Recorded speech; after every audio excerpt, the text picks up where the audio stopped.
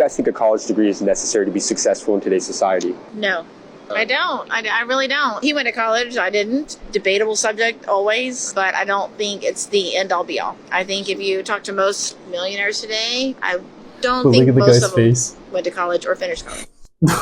We gotta rewind that. Okay. So watch the guy's face before she starts talking and after she starts talking. So just. You guys think a college degree is necessary? He's like, okay, he's normal face.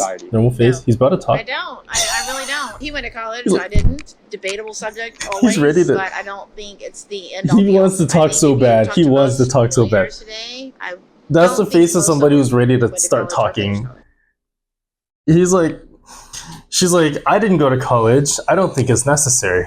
And he's like, over here, he's like he's like ready to. He's like he's gonna blow a vein. He's like he's ready to talk. He wants to talk. He's like, yes, a college degree is necessary. And what did she say at the end? She said,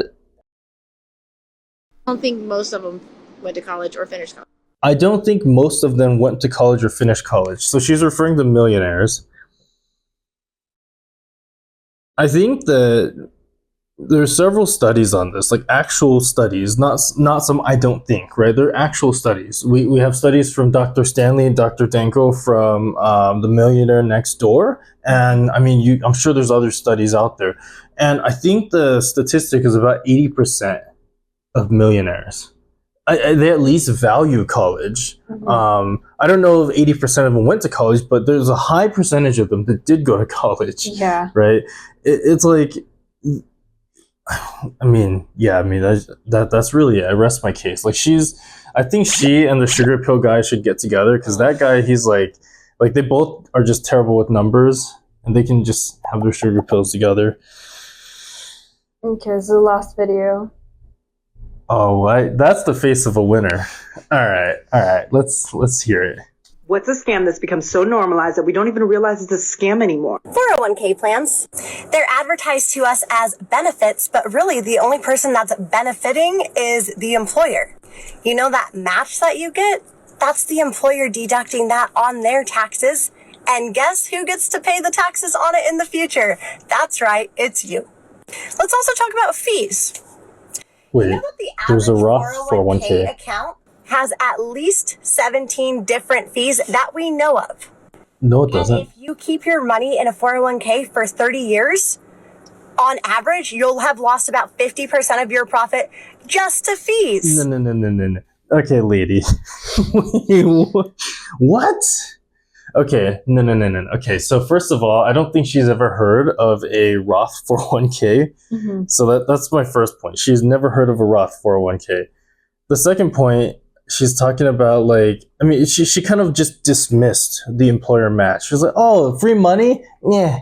Like the employer match is a huge part of the gain in a 401k. They give you free money. And she's like trying to paint that in some sort of a negative light. And I mean, and then the final thing, like she's talking about fees. Mm-hmm. Like, okay, so my 401k, right? Because you've seen my 401k. Yeah. I pay a 0.03% fee. And she's talking in 30 years, you're going to lose half of your gains to it. Okay, so I pay a 0.03% fee. And on top of that, the stock market's going up on average like 8 to 10% per year, or whatever statistic you want to pull from. That 0.03% fee is nothing compared to how much the stock market keeps going up. I mean, like this is absurd. Like this advice is absurd. I don't know if I want to keep listening, but let's do it for the video. It grows in the market, and so that's your retirement. That's going up and down and up and down. You can't touch it until you're 59 and a half without a penalty. Hold on. She's trying to talk about volatility in the market like it's a bad thing. This gives me some vibe that she's trying to sell life insurance. Like, there's gotta be some life insurance lady. Yeah, it's gotta be life insurance, but okay, never mind. But make sure that you touch it before 72, otherwise you're going to get charged a 50% penalty plus taxes on all the money that you take out. And not to mention that it's tax deferred. So all these years that you're working, you're contributing to it. It's growing and growing and growing. And when you go to retire and take that money out, Uncle Sam can get his hands on all of it. Roth 401k. So why is a 401k even a thing? Because back when 401ks were invented in the 70s and 80s, the tax rate was in the 70% range. Currently, the highest tax bracket is 37%. So if taxes are historically low, why would we put off paying our taxes until later on down the road when we don't know what the tax rate is going to be like when we get there? I don't know, but there's a lot of options out there that have more pros than cons. And if you want to learn about them, comment money below and I'll reach out to you. Okay, she's definitely selling some life insurance or something.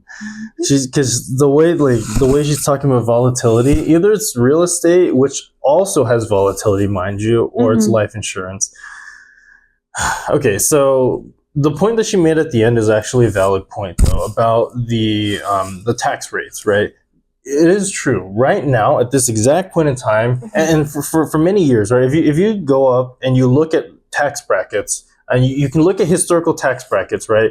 Right now, we are paying much lower taxes than we would have paid 10 years ago, 20 years ago. So she is correct on that point, which also is the reason why she's saying, like, right now, taxes are low.